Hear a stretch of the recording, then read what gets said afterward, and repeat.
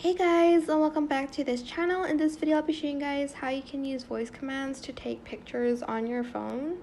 So you're going to go to the accessibility tab here, go to voice control, and you're going to enable it.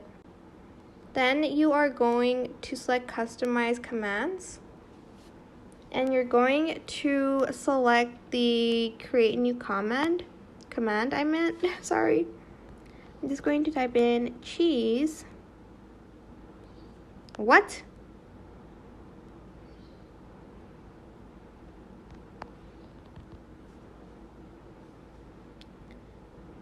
Go to action and select run custom gesture and just press like one button.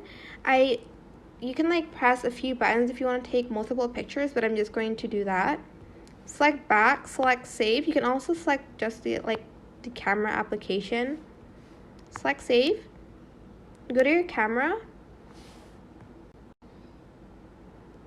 Okay. Cheese.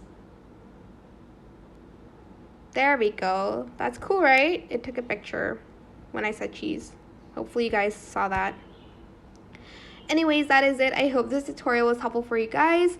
Don't forget to like, comment, share, and also subscribe to this channel if you haven't done that already.